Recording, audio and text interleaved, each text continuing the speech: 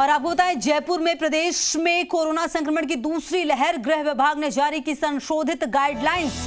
शहरी क्षेत्रों में रात्रिकालीन कर्फ्यू शाम 6 बजे से सुबह 5 बजे तक। सरकारी ऑफिस शाम 4 बजे तक खुले रहेंगे। प्रदेश की सभी शिक्षण संस्थाएं, कोचिंग, लाइब्रेरी रहेंगी बंद। प्रदेश के नर्सिंग मेडिकल कॉलेज में पढ़ाई रहेगी यथावत जारी। और विष्णु शर्मा हमारे सहयोगी ज्यादा जानकारी के लिए इसी खबर पर हमारे साथ। विष्णु, ये तो उम्मीद थी कि कुछ बदलाव किए जाएंगे, कुछ बड़े फैसले किए जाएंगे। क्या लगता है जो बदलाव किया जा रहा है उससे कितना संभव होगा कोरोना पर कंट्रोल करना? बिल्कुल, मैं आपको बता दूं कि ये बदलाव एक सख्ती के साथ कदम के रूप में देखा जा रहा है। राज्य सरकार ने जो संशोधित गाइडलाइन जारी की है उसमें जो कर्फ्यू का टाइम है, समय है, वो शाम 6 से सुबह 5 बजे तक बढ़ा दिया गया है। यानी अब बाजार जो बंद है शाम को 5 बजे बंद हो जाएंगे और इसके बाद कर्फ्यू का समय शुरू हो जाएगा। हालांकि कर्फ्यू से जो पूर्व में छूट दी गई थी उन संस्थानों को छूट दी गई है। साथ ही एक बात और विशेष तौर से रखी गई है कि जो प्रदेश के सभी निजी और सरकारी जो स्कूल शिक्षण संस्थान है वो सब बंद रहेंगे और जो कक्षा 9, 7 और 11वीं के जो छात्र हैं वो प्रमोट कर दिए गए हैं। और इसके अलावा 10वीं और 12वीं के जो राजस्थान बोर्ड के छात्र हैं उनकी फिलहाल स्थगित किया गया है। इसके अलावा एक बात और है कि जो प्रदेश में जितने भी विवाह आयोजन है या जो सामाजिक आयोजन है उनमें उपस्थिति मेहमानों की संख्या 50 रखी गई है। बैंड वालों को छोड़कर 50 से ज्यादा जो मेहमान है वो नहीं रहेंगे। और इसके लिए विवाह के लिए जो उपखंड मजिस्ट्रेट है SDM को पूर्व में सूचना देना जरूरी होगा और जो सारी कोरोना की गाइडलाइन है उनका पालन करना होगा। इसके अलावा जो अंत्येष्टि और जो अन्य अंतिम संस्कार कार्यक्रम है उनसे 20 दिनों की रखी गई है। और बाकी जो रेस्टोरेंट, क्लब जो है उनमें 50% उपस्थिति रखने के लिए कहा गया। जो क्षमता होगी उनमें 50% रहेंगे। और जो रेस्टोरेंट और क्लब है उनमें रात्रिकालीन कर्फ्यू का पालन होगा। यानी शाम को 6 बजे बाद वहां कोई गतिविधि नहीं होगी, केवल रेस्टोरेंट से होम डिलीवरी की जा सकेगी। और जो रेस्टोरेंट और क्लब है वो अपने जो अंदर इनसाइड गेस्ट हाउस है उनमें सर्विस दे सकेंगे।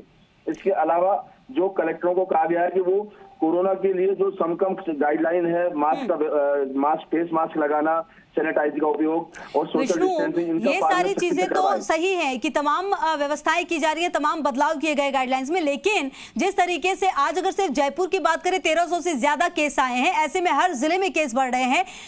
जो मेडिकल विभाग है वो कितना तैयार है, जो हॉस्पिटल्स हैं वो कितने तैयार है, ऑक्सीजन की क्या व्यवस्था है, वैक्सीनेशन की क्या व्यवस्था है? बिल्कुल, मैं आपको बता दूं कि वैक्सीनेशन और इनके लिए चूंकि केंद्र से अभी डोज कम आई थी, फिर सरकार ने आग्रह किया और उसके बाद डोज आ रही है।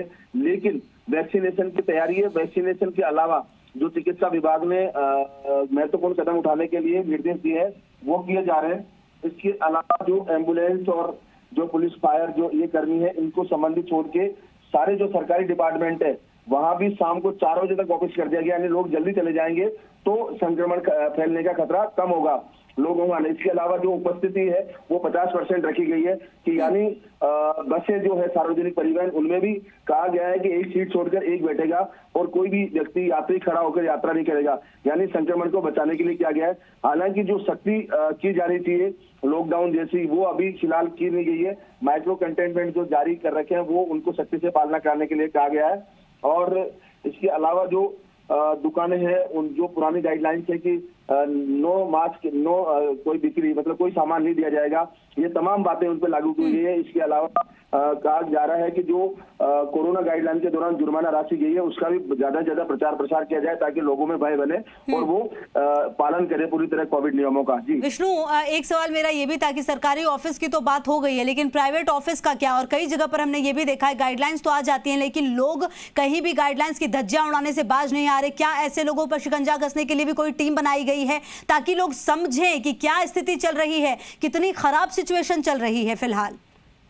बिल्कुल, मैं आपको बता दूं कि एंटी कोविड टीमें गठित करने के लिए पिछली गाइडलाइन में निर्देश दिए गए थे और इस गाइडलाइन में भी कहा गया है कि एंटी कोविड टीमें सरप्राइज चेकिंग करें। जहां जहां इस तरह की उल्लंघन पाया जाता है वहां पर सख्ती की जाए और साथ में कहीं अगर कोविड नियमों का उल्लंघन पाया जाता है तो उस संस्थान को 72 घंटे के लिए बंद कर दिया जाए। संस्थान हो या प्राइवेट कोई भी प्रतिष्ठान हो उनको 72 घंटे के लिए बंद कर दिया जाए। ये हालांकि कुछ समय के लिए कार्रवाई हुई थी लेकिन फिर वही डरना शुरू हो गया ऐसे में सख्ती की आवश्यकता है। जहां जहां कोरोना गाइडलाइन का उल्लंघन हो रहा है वहां पर ये सख्ती बरतने की जरूरत है। और इसी को ध्यान में रखते हुए सरकार ने निर्देश दिया पहली बार अभी कि ग्रामीण क्षेत्रों में, चूंकि कहा जा रहा है कि 30% जो कोरोना है वो इस बार जो नई लहर आई है वो ग्रामीण क्षेत्रों में भी फैल रही है। पिछली जो कोरोना लहर थी वो केवल ज्यादातर शहरी क्षेत्रों में थी, लेकिन इस बार जो 30% मरीज देखे गए वो ग्रामीण क्षेत्रों के हैं। ऐसे में ग्रामीण क्षेत्रों में भी जो निकाय और जो स्थानीय टीम है उनको सतर्क रह के कार्रवाई करने के निर्देश दिए गए हैं। जी बिल्कुल, और कहीं ना कहीं ये बहुत ज्यादा जरूरी है विष्णु, क्योंकि इस बार जो शहरी क्षेत्र में है उसकी बात तो छोड़ ही दीजिए, जो ग्रामीण क्षेत्र है वहां पर भी मामले बढ़ रहे हैं। ऐसे में हो सकता है विष्णु कि आने वाले समय में और ज्यादा सख्ती बरती जाए, क्योंकि उपचुनाव भी है वो भी देखना है, लेकिन कहीं ना कहीं जो मामले हैं वो जबरदस्त तरीके से बढ़े हैं, इसमें कोई दो मत नहीं। और जिस तरीके से सरकार डील कर रही है कहीं ना कहीं प्रबंधन फेल नजर आ रहा है।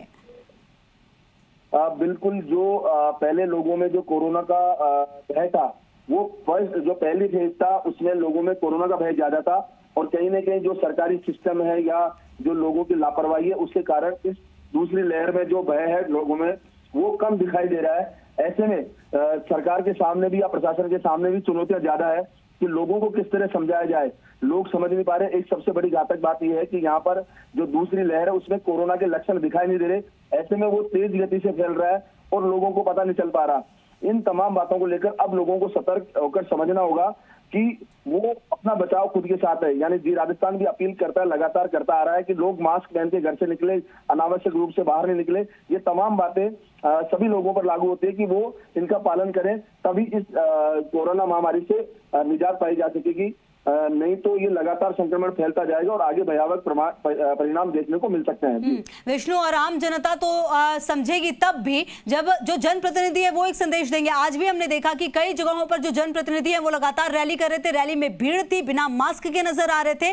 ऐसे में जब इस तरह का एग्जाम्पल सेट करेंगे तो जनता क्या समझेगी? जनता फिर मजाक में ही तो कोरोना को लेगी। उन्हें ऐसा लग रहा है कि चुनावी सभाओं में कोरोना नहीं है, क्या सिर्फ स्कूल कॉलेजेस बंद कर देने से कोरोना बंद हो जाएगा? सवाल कहीं है जनता के मन में विष्णु। बिल्कुल, ये सही है कि लोग जो है जनप्रतिनिधियों को देखकर उनका अनुसरण करते हैं, और पिछले दिनों देखा गया है कि चुनाव प्रचार के दौरान ज्यादातर जनप्रतिनिधि बिना मास्क के थे, और इसी का परिणाम था कि आज जो सामने खबर आई थी कि जो साड़ा से है रतनलाल जाट जो प्रत्याशी थे वो खुद कोरोना पॉजिटिव हो गए और उन्हें RUHS में भर्ती कराया गया है। ऐसे में ज्यादा सतर्कता बरतनी जरूरी है, और अब चूंकि लोगों में ये भी बिल्कुल विष्णु, सतर्कता ज्यादा बरतने की जरूरत है, तभी शायद जो स्थिति है उस पर थोड़ा काबू पाया जा सकेगा। बहुत बहुत शुक्रिया आपका इन तमाम जानकारियों के लिए। हमारे सहयोगी विष्णु तमाम जानकारी देते हुए कि किस तरीके से स्थिति पर जरूरी है कि आम जनता भी समझे, जनप्रतिनिधि भी समझे, और कुछ कड़े कदम और उठाने की जरूरत हो तो वो भी उठाए जाए।